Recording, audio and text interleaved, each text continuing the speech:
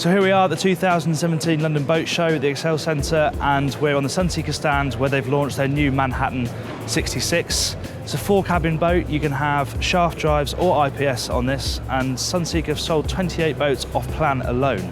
So let's get on board to see if it's as good in the flesh as it looks on paper. There's a real wow factor when you come into the saloon on the 66. Like the smaller 52, it's an aft galley layout. Because of that extra size, it breathes really nicely. It goes right across the companionway here. You have galley storage here, full-size fridge freezer. There's a bar area that links very nicely with the cockpit, and it's really bright in here.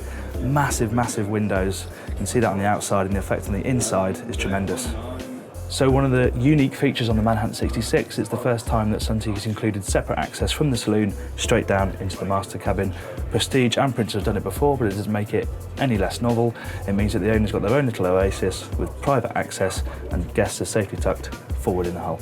So you find this in one of the 2 twin guest cabins on board the 66. There is of course a VIP double forward, which is en suite, but it's these guest cabins that I think are most impressive, and when you really feel the space on board the 66.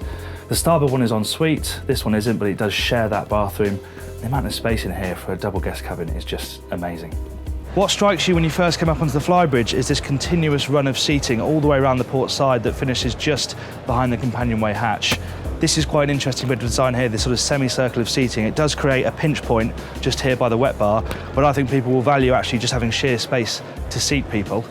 Up top, as you can see, this boat has a hardtop £79,000 option. If you don't have that, you have a standard radar arch with a bimini, and then forward you have your double helm station. That works really well, and you have pure sunbathing space forward, which is exposed to the elements by a sunroof that's set within the hardtop itself.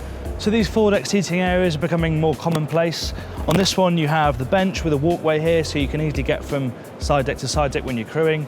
This double sun pad has adjustable backrest, so you can sit up and read, and there's also the option to have a table up here as well.